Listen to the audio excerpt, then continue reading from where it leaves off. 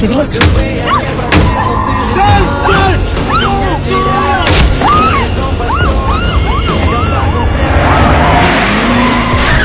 My name is David Budd, and I'm the personal bodyguard for Home Secretary Julia Montague. Just moments ago, Julia, the woman I'm sworn to protect, came under attack. Bullets pierced through the bulletproof glass, killing our driver instantly. In the back seat, Julia was paralysed with terror, helpless as a lamb to the slaughter. I quickly realised that while the bullets could penetrate the glass, they couldn't pierce the armoured plating of the car's body. I immediately called for backup from the counter-terrorism unit, who said they'd arrive in 2 minutes. After regaining my composure, I rushed to comfort the trembling Julia. 2 minutes, Mum. Sit tight, you're going to be fine. You're doing really well, Mum. You're doing great. Gripping her hand tightly while calling for support again. Command confirmed they'd dispatched an armoured police vehicle. ETA, 2 minutes. But the sniper outside kept firing. Seeing no other choice, I escaped from the rear of the vehicle and used my phone's camera to locate the shooter's position. From the photos, I could see the sniper was on a rooftop not far behind us. With the tactical team still nowhere in sight, I contacted command again. They said the roads were blocked and backup would take longer. You already said 2 minutes. This pissed me off instantly. I had no idea what the hell the tactical unit was doing. Mum, I need to get you to safety. Mum, this is what I do. Trust me. Unable to wait any longer, I dragged the driver's body out and reversed the car straight into the shooter's blind spot. Once I saw Julia was temporarily out of danger, I decided to take out the sniper myself. Take care of the P. Gun drawn, I entered the building and followed security to the rooftop. When I saw the sniper, I froze. It was my old army buddy, the only other survivor from our unit back in the war. It's over. Don't. Someone's got to stop her. Get it done. Don't! But before I could react, he put a gun to his head and pulled the trigger. Watching my brother in arms fall before my eyes devastated me. Even someone as composed as me couldn't process what I was seeing. I couldn't understand why he would attack Julia. Julia was taken to a safe house.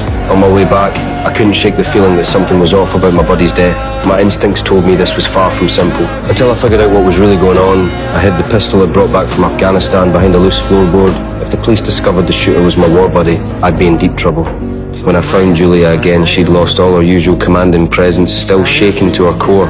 She couldn't understand it. Her schedule was highly classified, so how did a sniper know her route? And why did the counter-terrorism unit take so long to respond after the attack, leaving her exposed in the kill zone? Who was pulling the strings? If I hadn't acted quickly, she'd be dead. Being betrayed by those around her left Julia unable to think straight. Now, the only person she could trust was me, the man who'd protected her. Only I could make her feel safe. Julia had lost her usual poise. My inadvertent touch stirred something in her, revealing her vulnerable side. You're allowed to touch her.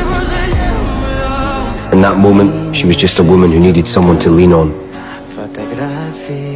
The next day, Julia immediately held a press conference, vowing to uncover the truth behind the attack. The counter-terrorism unit also came to question me about the Home Secretary's attempted assassination. I told them that when I reached the rooftop, the suspect saw me and immediately shot himself. I didn't mention that the shooter was my war buddy. I wanted to keep the police in the dark because I knew there was more to this than met the eye.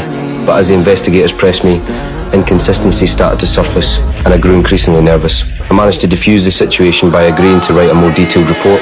Sometime later, Home Secretary Julia was scheduled to speak at a university. After my team and I completed all security protocols and confirmed everything was clear, we gave Julia the green light to take the stage.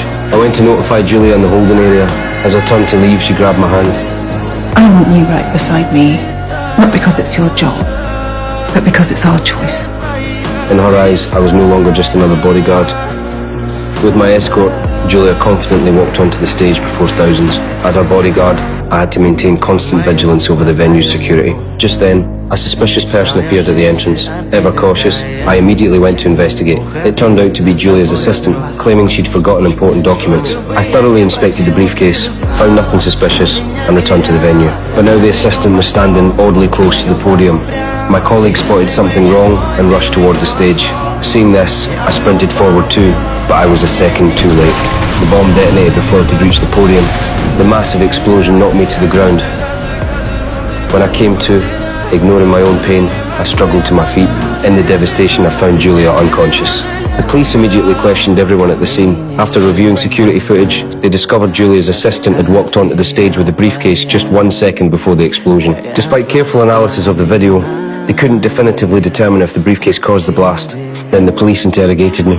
Since I was the only one who'd inspected the briefcase and the last person to see the assistant before the incident, they suspected the briefcase contained the bomb. But I was absolutely certain the briefcase I'd checked contained only documents, nothing else.